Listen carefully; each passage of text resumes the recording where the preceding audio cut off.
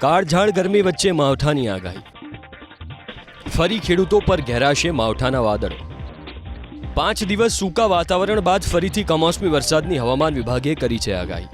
આગામી 19 અને 20 એપ્રિલે રાજ્યના 6 જિલ્લામાં હળવાથી મધ્યમ કમોસમી વરસાદની હવામાન વિભાગે આગાહી કરી, જેમાં 19 એપ્રિલે સૌરાષ્ટ્રના અમરેલી અને ભાવનગર તો ઉત્તર ગુજરાતના સાબરકાંઠા અને અરવલ્લી જિલ્લામાં માવઠું વરસી શકે છે, જ્યારે મધ્ય ગુજરાતના મહીસાગર અને દાહોદ જિલ્લામાં પણ છૂટાછવાયા સ્થળો પર હળવાથી મધ્યમ કમોસમી વરસાદની આગાહી કરવામાં આવી છે. 20 એપ્રિલે પણ અમરેલી, ભાવનગર, મહીસાગર, પંચમહાલ અને દાહોદ જિલ્લાના છૂટાછવાયા સ્થળોએ કમોસમી વરસાદ વરસી શકે.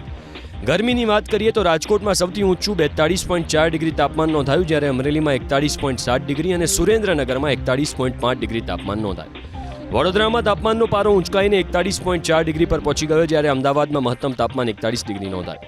આ તરફ ભુજમાં 40.8 ડિગ્રી, ગાંધીનગર અને કેશોદમાં 40.6 ડિગ્રી તો ડીસામાં 40.2 ડિગ્રી અને વલ્લભ વિદ્યાનગરમાં 40.1 ડિગ્રી તાપમાન નોંધાયું. રાજ્યના ખેડૂતો માટે માઠા સમાચાર. આ વર્ષે ચોમાસું રહેશે નબળું. ભારતીય હવામાન વિભાગે આ વર્ષે નૈઋત્યના ચોમાસાને લઈને કરેલી આગાહીથી ખેડૂતો ચિંતામાં મુકાયા છે.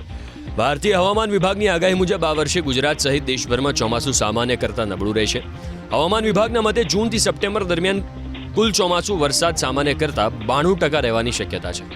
આ પૂર્વાનુમાન 1971થી 2020 સુધીના લાંબા ગાળાની સરેરાશના આધારે તૈયાર કરાયું છે, જેનો સ્પષ્ટ અર્થ એ છે કે આ વર્ષે ચોમાસું સામાન્ય કરતાં નબળું રહેશે. આ વર્ષે અલ નીનોનો પ્રભાવ રહેવાની હવામાન વિભાગે શક્યતા વ્યક્ત કરી, જેને કારણે માત્ર વરસાદ ઓછો પડશે એટલું જ નહીં, પ્રચંડ ગરમીનો પણ સામનો કરવો પડશે. એપ્રિલથી જૂન 2026 દરમિયાન અલ નીનો સઘન ઓસિલેશન તટસ્થ રહેવાની સંભાવના છે, પણ ત્યારબાદ ચોમાસાની સિઝન દરમિયાન અલ નીનોની સ્થિતિ વધુ મજબૂત બનશે. આ પ્રાકૃતિક ફેરફારને કારણે ચોમાસું નબળું પડવાના સંકેતો છે.